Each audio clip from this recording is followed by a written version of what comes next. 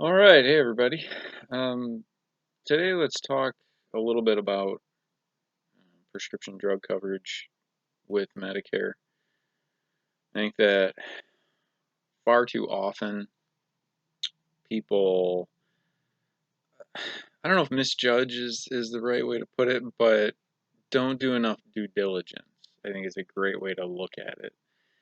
Um, and too often people get into this mentality of almost like a set it and forget it type of approach to drug plans, which is not something that you ever want to do.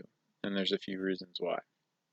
So, Medicare drug plans, whether it's a standalone plan, whether it's built into a Medicare Advantage platform, these benefit structures can change on an annual basis, and they do change on an annual basis. There are things going on every single year that the insurance companies are doing, whether it's changing formularies, changing premiums, deductibles, coverage of what tier a medication is on, that kind of stuff. So even if you are someone who has very few generic meds or none at all, um, you want to look at this every year because your plan could be phased out, let's say, and you get a letter from the insurance company, which you don't really pay attention to, and the plan you were on for $12 a month is now going to be $45 next year, right? And you're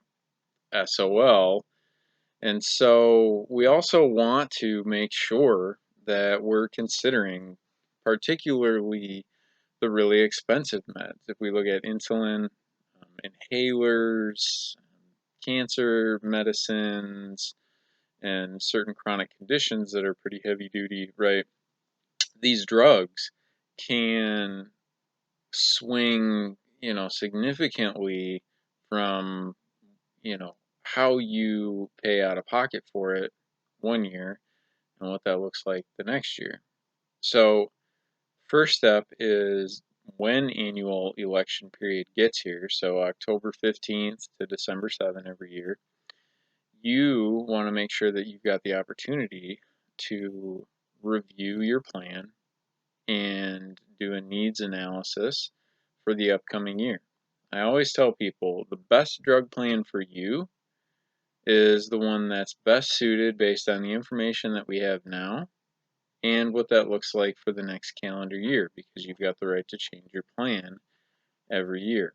So I don't really like the term, best plan, but if we had to use that verbiage, right, it's just really looking, into the future for the next calendar year as to what the cost assumptions will be.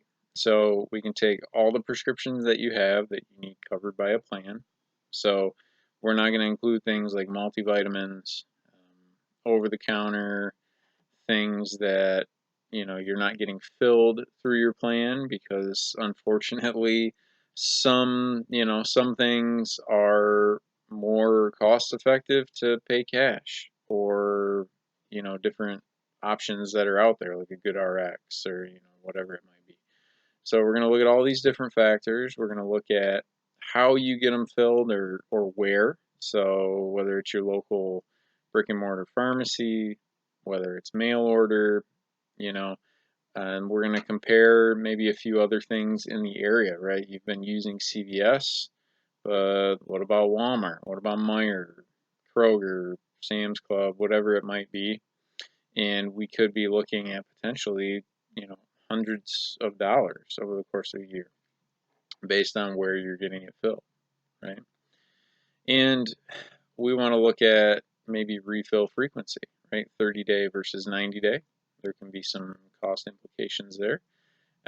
And mail order versus local pharmacy, we can certainly see some cost implications there. A lot of companies will provide, a cost benefit. If you use mail order, it might be cheaper to go that route as well.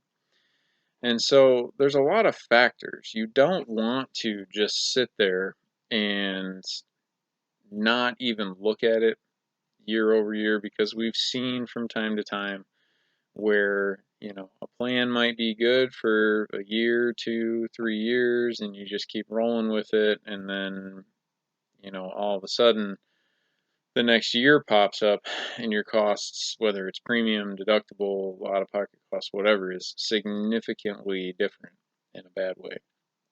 And so there's a lot that goes into it. But really the most important thing is to be able to sit down with, a licensed insurance agent, someone like myself, to, be able to go through, look at this together, spend some time, and really dial in, what plan is best for the upcoming year. And if you are someone who, let's say you're new to Medicare, right? And you're going on Medicare for the first time, and so you're picking a plan initially, same thing. You don't want to try to do this over the phone ever, because, you've got to be able to ask questions. You got to be able to see it, feel it, look at it, you know, like when I sit down with someone, I can pull up on the computer, I can get them a printout, we can go through this, we can sit down there, have a cup of coffee, whether it's at my office, at their kitchen table, whatever it might be. But I think it's really, really important to, maybe, for a lot of people, it might even be more important than some of the other features with Medicare that we look at. Particularly if you've got a lot of meds, if you've got expensive meds, whatever it might be. So, yeah, just some thoughts there. But really, we want to make sure we do due diligence.